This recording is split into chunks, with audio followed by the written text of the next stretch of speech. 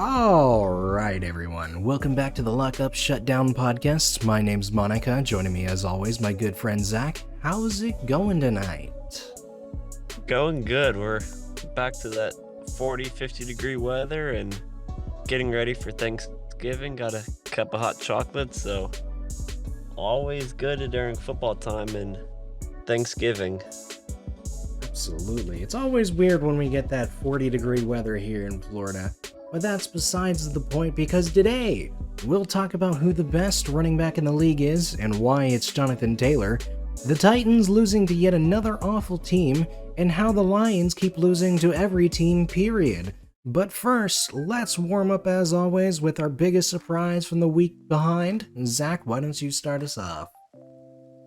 My biggest surprise is gotta be a little bit obvious, and now we're gonna talk about it later in the episode, but the Tennessee Titans losing to the Houston Texans. As soon as you think the Titans are that Super Bowl contender where they shut down the Chiefs, shut down Jonathan Taylor, shut down the Rams, beat the Saints, and then you think they're going to get almost a bye week, and maybe they thought they were going to get an almost bye week as well, which is why they came out unready and eventually lost to the Houston Texans, who earned their second win of the season against the Tennessee Titans.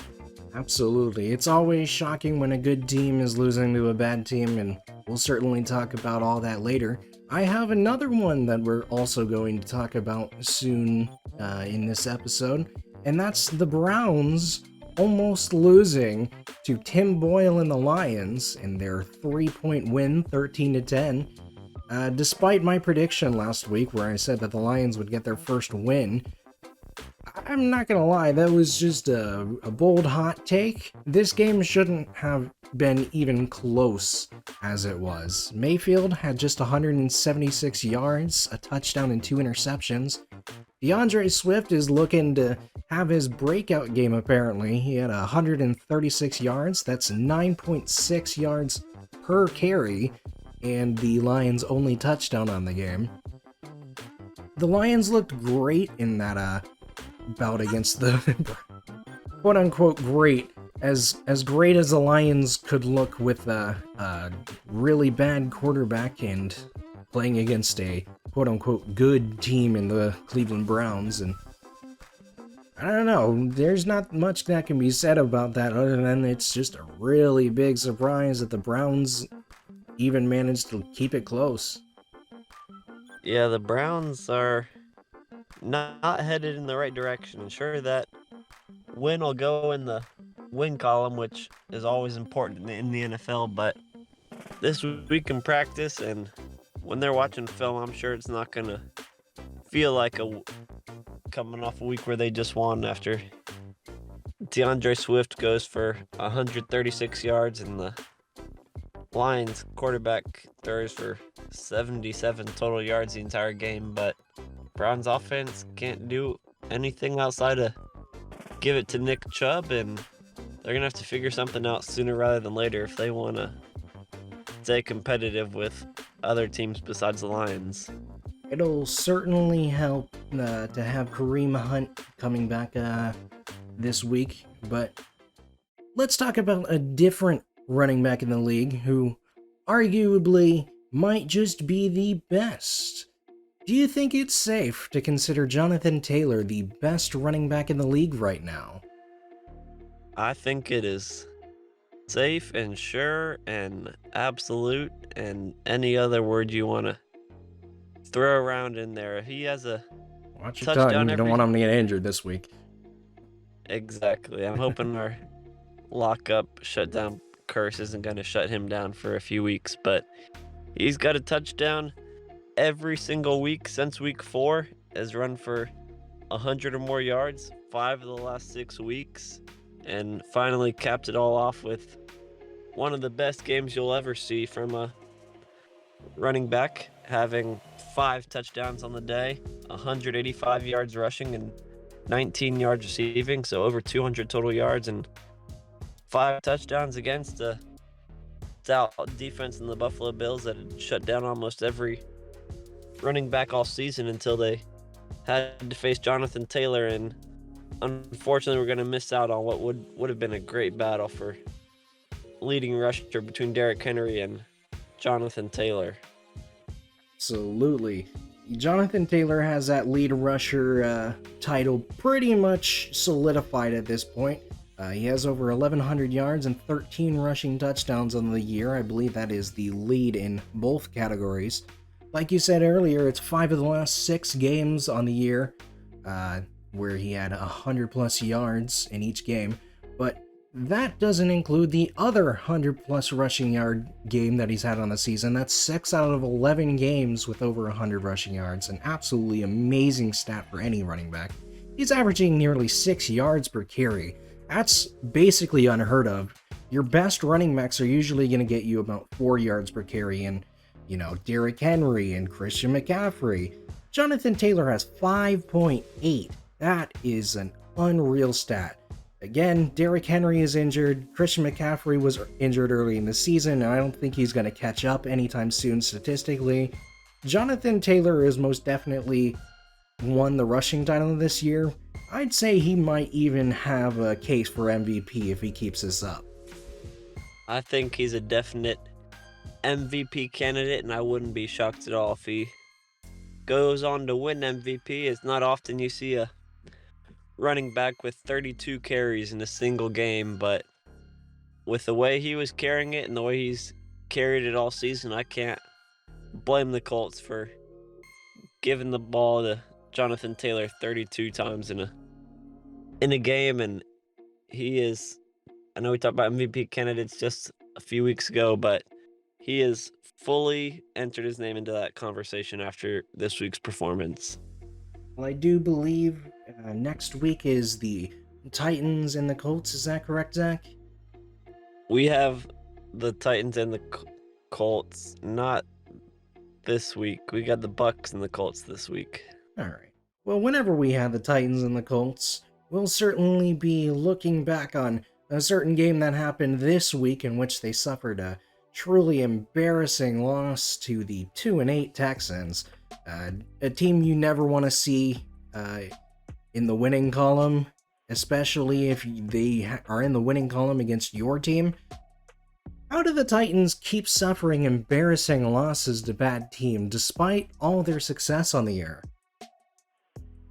It's one of the most baffling things I've seen in a long time. After losing 8 straight games, the Texans finally won a game, and I think it's more of the Titans collapsing than the Texans having one of the best games. After Ryan Tannehill throws 4 interceptions, it's going to be tough to beat any team if you get a fumble, lose a fumble as well as 4 interceptions. There'll be 5 turnovers for you, and scoring 13 points isn't going to help you win too much games. And we saw they're fully capable of winning without Derrick Henry, so I'm not going to go to that situation either. I think it's just a lack of preparation, and I don't want to call Mike Vrabel a bad coach, but I think the coaching to have it happen twice now where you lose to the Texans and lose to the Jets, just come in unprepared thinking you're gonna win an easy game, and all of a sudden you lose 2 of them, and excuse me, that's gonna prove huge when it comes playoff time, wherever they may find themselves, even though they still are the number 1 seed right now at 8-3. It's gonna come up at some point, I think. Absolutely. Yeah, like you said, Ryan Tannehill not having the best of the game, I'd say that Ryan Tannehill is just passing the ball way too much. Ultimately, yes, Derrick Henry is injured, but no, that does not mean you should stop feeding the rock to your running back. There is no reason that you should have 52 passing attempts from Ryan Tannehill as he goes for 1 touchdown and 4 interceptions in their loss to the Texans. They also had 49 passing attempts in their loss to the Jets, who are also currently 2-8, albeit he didn't have it throwing interceptions in that game and had a touchdown.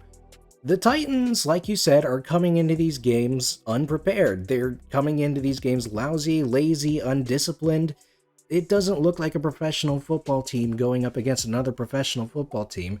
It looks like a high school team being like, we're going to get the win. This is an easy game, but that doesn't work in the NFL. There's no easy games. Everyone's a professional there.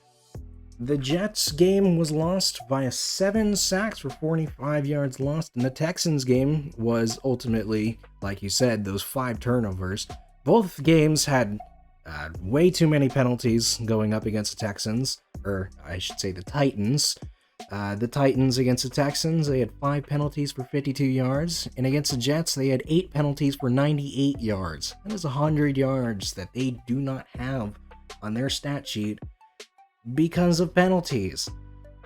Yeah. They're not coming into these games disciplined at all. It kind of is something to be said on Mike Vrabel's part, but I'd say that as long as they realize they need to start working on that, the Titans should be fine, not keep losing these really, really easy games.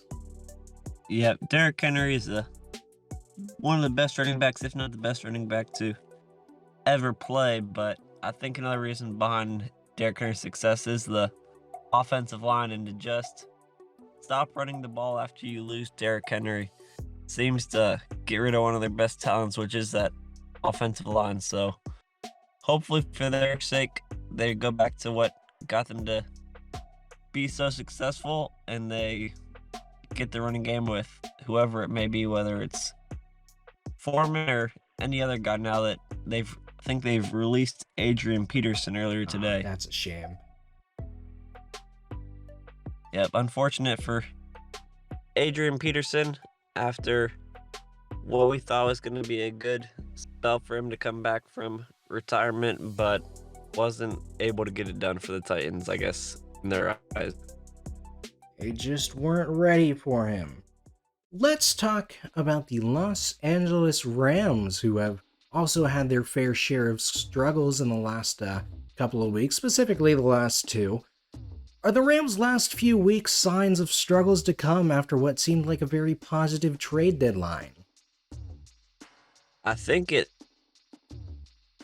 has to be. I was hoping that it was just a sign of them not blending well together the first week after the trade deadline, but obviously enough time has passed since then, and they still haven't been able to figure anything out. And I think this last week against the Niners was their worst week they've had in any week, so I am starting to get a little bit worried about the Rams after everyone wanted to call them Super Bowl contenders when they signed OBJ and Von Miller, and already have Cooper Kupp, who has time of his life, and Aaron Donald, Jalen Ramsey. So they've got the names, but something's not right with them right now, and if it's not fixed, I'm gonna hit the panic button soon enough with the Los Angeles Rams. Oh, well, I'll tell you exactly why the Rams aren't clicking this last few weeks. They've had absolutely no spread to the offense. It feels like only the starters, and especially their stars, big names, are getting the ball. OBJ got targeted constantly in that loss to the Niners.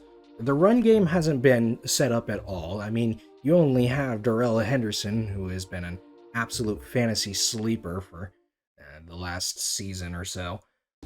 Robert Woods, obviously, injured. He's out for the rest of the year. He was a very key, integral part of their offense, and ultimately, OBJ needs to step up and fill that role.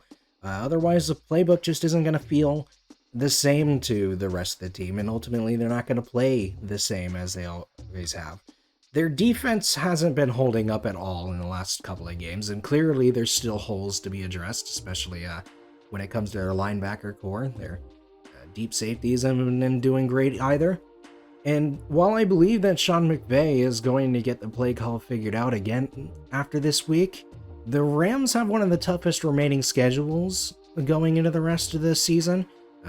Obviously including the Green Bay Packers, the Arizona Cardinals, who will most definitely have Kyler Murray back by that point, and the Baltimore Ravens, albeit I won't say myself that the Ravens are a tough team this year, but they're certainly one of the tougher teams in the leagues, and the Rams are going to have to play up against them. And again, all three of these teams are very highly seeded in their conference at the current moment in time. The Rams are definitely due for a wake-up call. I think they're going to make the playoffs. I think they're going to have a decent run into the playoffs. I don't think they're going to do much after that. The Rams are going to have a very unfruitful rest of the season, but certainly not struggles to come unfruitful. I think there are definitely solutions, but if they keep playing the way they played, there are going to be struggles, and with how talented their division is, I may not be shocked. I will be shocked if they miss the playoffs, but I won't be shocked if they lose their first game in the playoffs. And I think I'll say one more thing before we move on to the next topic, is just the play calling, which you hinted at a little bit, and how good Darrell Henderson's been. If he only gets 5 carries in a game, then that's not going to win you many games at all. So I like Matt Stafford and the receiving core they have: Cooper Kupp, Van Jefferson, Tyler Higbee, OBJ, but you got to run the ball, and the Titans got to run the ball, and I think that's a big reason why each of these two teams are struggling right now. Ultimately, if you can't run the ball, chances are you're going to lose the game. Just so happened that they lost to the one coach who likes running the ball the least, 28-3. Let's move on and talk about the Detroit Lions, who have had one of the saddest seasons of all of them, with a measly 0-9-1 record, not even having a single win, but somehow not going fully with... They're not going 0-17 this year, okay? I don't know what word to use to say that they haven't won, but they haven't lost either.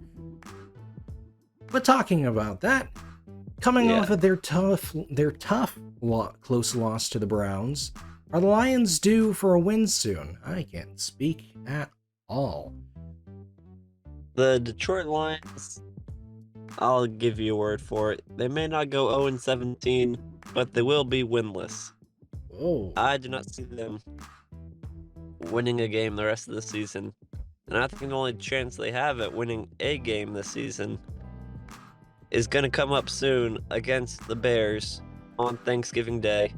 The Lions in their normal spot at 12:30 on Thanksgiving Day against the terrible Bears, but they're just unbearable.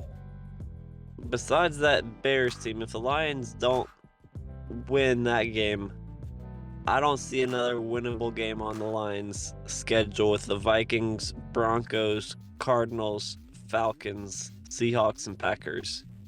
So, Lions have had their 2 best games of the season in the last 2 weeks, so it's not crazy for them to beat the Bears, but I don't think they will beat the Bears, and therefore I don't think they'll win a game this season, and they will finish the season 0-16-1. I would certainly say that the Browns game was one of the few chances they're going to have at winning a game this season, and they certainly blew it, losing 13-10. Very close loss, but very unfortunate loss. Ultimately, I think if they had Jared Goff in there, they might have had a chance, but they didn't. So let's look towards the future. You say that the Lions don't have any winnable games, but I'd say that they have one of the weakest remaining schedules so far. Facing the Bears, the toughest winnable game would probably be against the Vikings. They then have the Broncos, Falcons, and Seahawks, all of which are fairly weak teams, at least in comparison to the rest of the league. The Broncos, led by Teddy Bridgewater, are again another tough opponent. The Falcons are a cakewalk team this year, so cakewalk team versus cakewalk team, one of them's got to win somehow, and maybe the Lions could be the one. Obviously, the Seahawks defensively are one of the worst teams in the league. So arguably, you could say that the Seahawks are a very winnable game. I'd say that the Lions are going to come out of this year with at least 2 wins on the season. I'd say that they might beat the Bears, I'd say that they might beat the Falcons, and they have a good chance of beating the Seahawks in a surprise. Yeah, the Lions have one of the easier schedules for almost any other team in the league, but it is the Detroit Lions who have lost by 38, lost by 10 in their previous game to the Browns, already lost to the Vikings earlier this season, so there have been games for them to win already this season, and I think it's not going to get any easier the next 5-6 weeks than it has already been in the last 10 or so weeks. So with how they've looked so far, I don't see it getting any better for them, unfortunately. Well, considering that this episode is going up on probably Saturday at 2 p.m., I can only imagine, considering how late we're recording this. I think it's safe to say that we probably will already know who, or whether the Lions have finally gotten their first win on the season, by the time this video goes up. So we'll just have to see, shall we?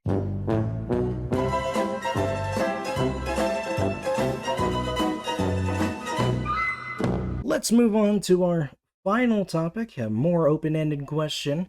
With just a few weeks left in the season, I believe it's just 5 or 6, something like that, which division is the quote-unquote division of death to keep a close eye on? What's going to be the most exciting division to watch? I think the most exciting division for me is gotta be in the AFC, and is going to be the AFC North, with every team above 500 right now. You got the Ravens, Bengals, Steelers, and Browns, and sure, we talked about the Browns and how they're on the decline, and I think they are on the decline, but I think the Steelers, Bengals, and Ravens are all on the come up right now, and I think they could put a magical run together, any of them. And with every team having so many divisional games left, having no teams played more than 3 divisional games, I think there will be a lot of fun in that game, in that division. They'll all be beating up on each other, and who knows, maybe you can have 3 playoff teams from that division. I wouldn't be shocked if that ends up happening. I completely agree with you. I wasn't actually expecting you to pick the AFC North in this one. I was fully expecting you to say something stupid like the NFC North, honestly. But you're right, every team is above 500. Every team is within 2 games of first place. Every team has had their share of embarrassing struggles on the season. The Ravens and Browns especially. Also the Bengals, I believe, who lost to the Jets. And the Steelers tied with the Lions. That was awful. Other than the Bengals, who have a point differential of 52, absolutely stunning, honestly. Every team in the AFC North has a point differential within 20 of dead even. And every single year, this is the most exciting division, coming down to the wire every single season. It is the most fun division to watch. I think this is the overall division of death when it comes to divisions in the NFL, and it is certainly going to be the division of death as we approach the last couple of weeks of the season. It's always exciting to watch football. We have 2 Steelers and Ravens games that we still haven't even got to by the time that this is being recorded.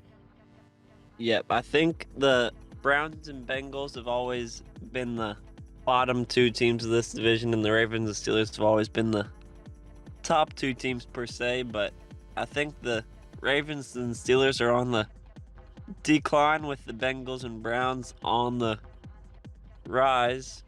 And I think maybe not so much the Browns. Maybe not as much as we would have hoped at the beginning of the season, but I think the Browns are trending in the right direction, and this season's right at the peak where both the Urban Steelers are going downhill and the Bengals and Browns are going uphill, and they're meeting at the perfect spot to where every team's above 500 and can compete with each other, where you never know who's going to win in any divisional game between these four teams. Absolutely. Is that it? And is that all we've got today? I believe so. That will be all for this episode. That is the end of the episode. Short one, I know. The Lightning Fast Picks is going to be a separate video that comes out earlier this week, technically, but me and Zach will be recording it in just a moment. How are we feeling after all that, Zach? Gonna be good. Thanksgiving Day, one of the best days of the NFL season when you get to watch 3 primetime games per se, all on national TV. So they may not be the games you want to watch with the Bears and Lions on, but hey, NFL football is NFL football, and you said they're all professionals, so it's not going to be bad football. And if it's not bad football, I'll be watching it. So getting Absolutely. close to the end of the season, and let's keep on going. Absolutely. I mean, you always have the obligatory Lions and Cowboys playing on a in a Thanksgiving game, so we'll just have to see how that goes. We'll know how that goes by the time you're watching this. But thank you for watching, and I think that it's time to lock up and shut down.